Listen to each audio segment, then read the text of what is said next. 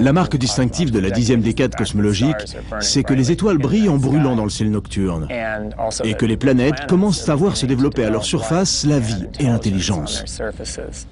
Un autre signe intéressant de cette 10e décade cosmologique, c'est l'accélération de l'expansion de l'univers. Pendant que se déroule notre décade cosmologique, d'autres galaxies disparaissent de notre vue et des étoiles commencent à mourir sans être remplacées.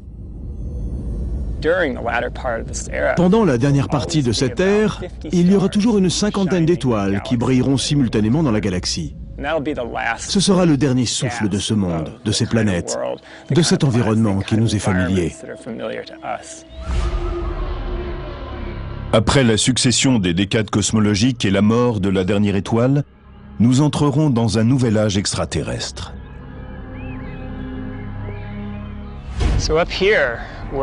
Admettons que nous soyons dans la décade cosmologique 20 à 30.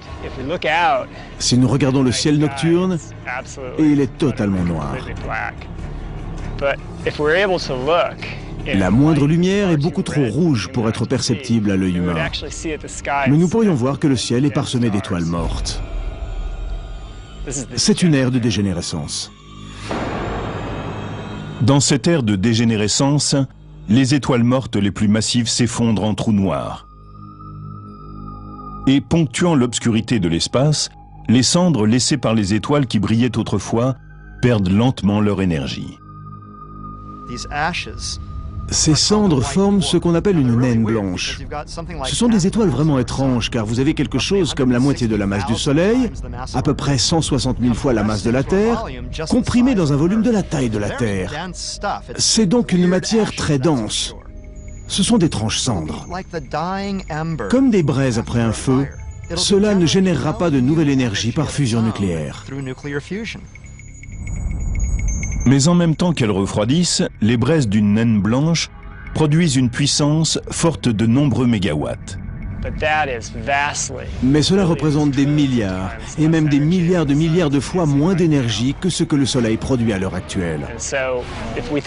Nous pensons connaître une crise de l'énergie, mais au cours de cette ère de dégénérescence, elle sera bien plus profonde et plus sévère. Et pourtant, l'énergie de ces rémanents d'une ancienne étoile est encore plus importante que celle que nous dépensons aujourd'hui.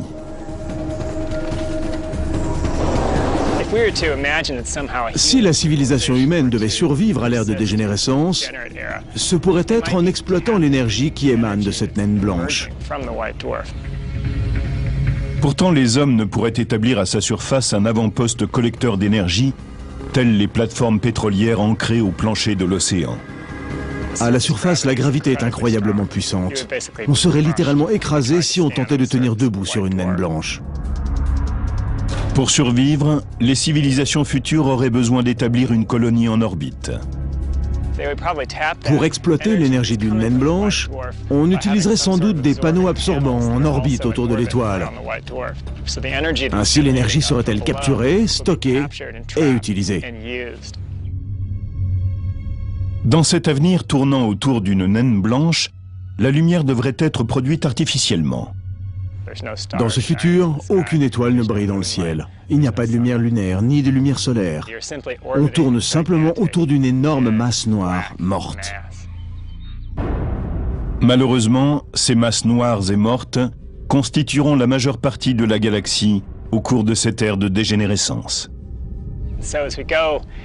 Nous aurons alors environ une centaine de milliards d'étoiles mortes qui tourneront les unes autour des autres dans un mouvement d'ellipse géante.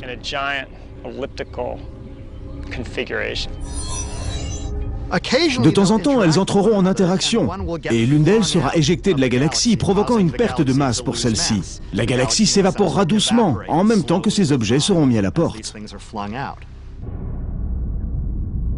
Les naines blanches et le matériau galactique qui restera seront victimes des trous noirs. Ainsi, petit à petit, la galaxie comprendra de moins en moins d'objets et des trous noirs de plus en plus nombreux. Et ce qui n'aura pas été happé par les millions de trous noirs qui peuplent l'univers commencera à se désintégrer avec l'âge. C'est un autre exemple du processus général qui veut que les phénomènes aléatoires augmentent dans l'univers.